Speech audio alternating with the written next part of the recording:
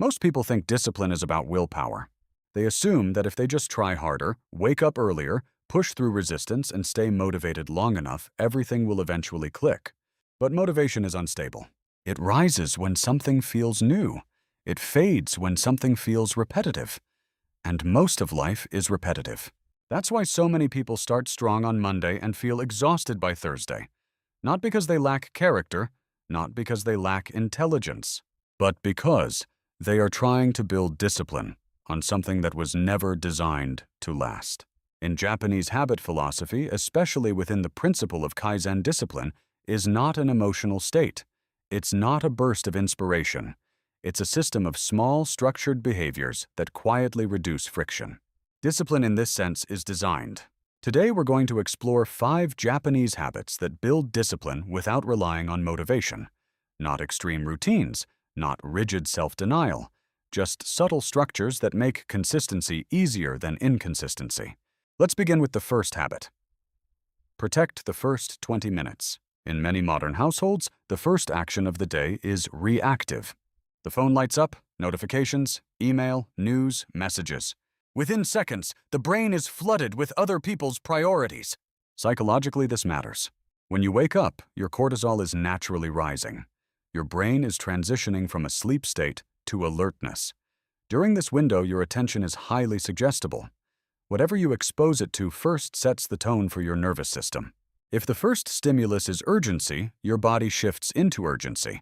If the first stimulus is comparison, your brain shifts into comparison. This is not about spirituality. It's about neurological priming. In Japan, mornings often begin more intentionally. Not dramatically, just with fewer inputs, a small routine, a glass of water, light stretching, quiet preparation. The goal is simple: start the day by acting, not reacting. Discipline begins here, not by waking up at 5 a.m., but by controlling the first input. Because when you control the first input, you reduce cognitive noise. And when noise is reduced, self-control becomes easier. A simple experiment. For the first 20 minutes after waking, no phone. No news. No external demands. Instead, perform one small predictable action. Make your bed, boil water, step outside for 2 minutes of daylight. Small, repeatable, quiet. This creates what psychologists call a behavioral anchor, a consistent action that signals stability to the brain. Over time, you stop negotiating with yourself in the morning. And when negotiation decreases, discipline increases. Design friction, don't fight it. Most people try to resist temptation through effort. They rely on self-control. But research on behavior shows that willpower is highly dependent on environment. The more friction between you and a bad habit, the less likely you are to perform it. The less friction between you and a good habit, the more automatic it becomes.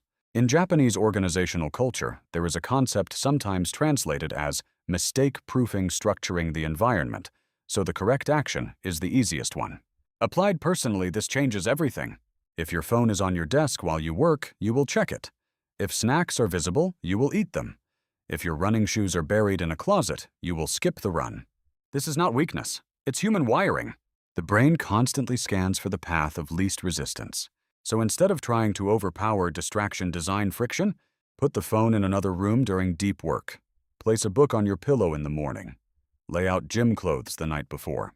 Small environmental shifts. When the environment supports you, discipline feels quieter.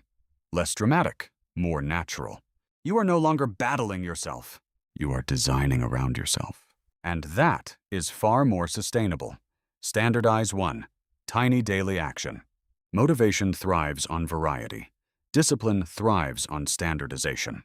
In many Japanese systems, from manufacturing to education, there is a strong emphasis on standard work, a clear, repeatable baseline process. This removes decision fatigue.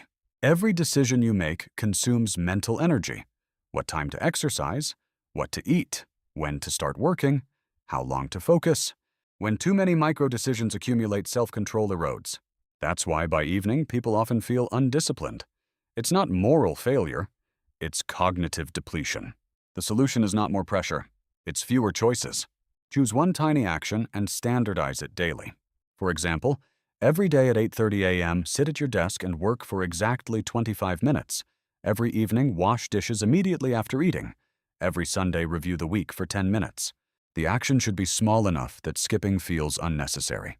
You are not trying to transform your life in one sweep. You are trying to build a behavioral identity. I am someone who starts. I am someone who resets. I am someone who reviews. Over months, this compounds, not dramatically, quietly. And that quiet consistency becomes discipline. Discipline without emotion, without hype, without reliance on how you feel. It simply becomes what you do. We've covered 3 habits so far. Protecting the first 20 minutes. Designing friction. Standardizing one tiny daily action. None of them require motivation, only structure. In the next section, we'll explore 2 more habits that regulate energy and attention, because discipline is not just about effort. It's about managing your nervous system. And that changes how you approach everything. Work in calm, defined intervals. Most people measure discipline by duration. How long did I study? How long did I work? How long did I push myself? But the brain doesn't measure effort that way. The brain measures intensity and recovery. When you attempt to work for long, undefined stretches, your attention begins to fragment. Dopamine drops. Mental resistance increases. You start looking for stimulation, checking messages, opening new tabs, standing up for no reason. Not because you're lazy, because your brain is seeking regulation. In many Japanese work philosophies, there is quiet respect for rhythm. Focused engagement. Then reset. Focused engagement. Then reset. Not constant strain. Discipline is not about enduring endless effort. It's about respecting cognitive cycles. Try this instead. Define your work in calm intervals. 25 minutes, 40 minutes, 50 minutes. But choose the length ahead of time. When the timer begins, you are not asking, "Do I feel like working?" You are following a structure. When the timer ends, you stand up. Breathe. Look at something distant. Reset your posture. This does 2 things psychologically. First, it reduces ambiguity. The brain resists open-ended tasks because they feel threatening. A defined interval feels manageable. Second, it preserves dopamine. When you know a break is coming, effort feels less draining. Over time, you train your nervous system to associate focus with safety, not stress. That's powerful. Because when focus feels safe, you stop procrastinating. You begin on time. You stop on time. You repeat. Not because you're motivated, because the system carries you. End the day with a deliberate reset. Most people end their day passively, scrolling, half watching something, letting fatigue blur into sleep. But the brain doesn't fully close loops on its own. Open tasks linger. Unfinished decisions float in the background. Small stresses accumulate. This creates what psychologists call cognitive residue leftover mental fragments that carry into the next day. Discipline weakens when yesterday is unfinished. In Japanese lifestyle design, there is often an emphasis on closure, tidying before rest, preparing before stopping, resetting the environment. Not obsessively, just intentionally. A 5-minute reset ritual at the end of the day can dramatically shift your consistency. Clear your desk. Write tomorrow's first task on a small note. Wash the cup. Lay out what you need for the morning. 5 minutes. The goal is not productivity. The goal is psychological closure. When your brain senses completion, it relaxes. Sleep improves. Decision fatigue decreases the next morning. And here's something subtle. When tomorrow's first action is already defined, you eliminate the morning negotiation. You wake up knowing what to do. Discipline becomes automatic initiation, not heroic effort, just continuation. Now step back and look at these 5 habits together. Protect the first 20 minutes. Design friction in your environment. Standardize one tiny daily action. Work in calm, defined intervals. End the day with a deliberate reset. None of them are extreme. None require intense emotion. None depend on motivation. They depend on structure. And structure changes behavior because it reduces internal conflict. The psychological layer beneath it all. Let's connect this to what's happening in the brain. Discipline often fails because of 3 factors: dopamine mismanagement, excessive friction, decision fatigue. When you begin your day with high stimulation scrolling, novelty alerts, dopamine spikes artificially. Later, ordinary tasks feel dull by comparison. Focus becomes harder. When your environment contains constant temptations, Friction favors distraction.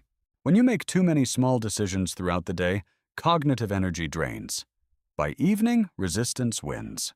The 5 habits we discussed quietly solve these issues. Morning protection stabilizes dopamine. Environmental design shifts friction. Standardization reduces decisions. Defined intervals regulate attention. Evening resets clear cognitive residue. This is behavioral engineering at a small scale. Kaizen. Small improvements that compound. Not dramatic transformation. Subtle alignment. And here's something important. Discipline feels difficult when you are constantly arguing with yourself. Should I start? Should I stop? Should I check my phone? Should I rest? When the structure is clear, the argument disappears. You don't need motivation when there is no debate. Practical integration. Start small, not wide. The mistake most people make after hearing systems like this is trying to implement everything at once. That creates overload. Instead, choose one habit. Just one. If your mornings feel chaotic, protect the first 20 minutes. If you struggle with focus, try defined intervals. If your days blur together, add the 5-minute evening reset. Keep it small enough that it feels almost unimpressive. Because unimpressive habits are sustainable, and sustainability builds identity. After 2 weeks, add another. Layer slowly. Let the system stabilize before expanding. Remember, the goal is not intensity.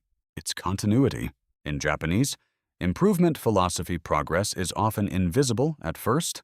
There are no dramatic spikes, just slight upward movement over time. But that slight movement compounds. A calmer morning improves your focus.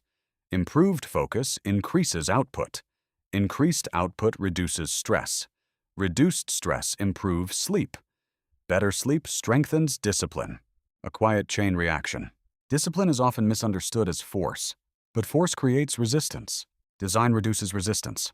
And when resistance is low, consistency becomes natural. You don't wake up inspired every day. You wake up structured. You don't push yourself through exhaustion. You respect rhythm. You don't rely on motivation. You rely on environment. Over months, this shifts how you see yourself. Not as someone who struggles with discipline, but as someone who operates within systems that support it. And that identity, calm, steady, structured, is far more powerful than any burst of motivation. Because motivation fades, but systems remain. Small actions compound. Consistency beats intensity. Discipline is designed, not forced. And when you build it quietly, it stays.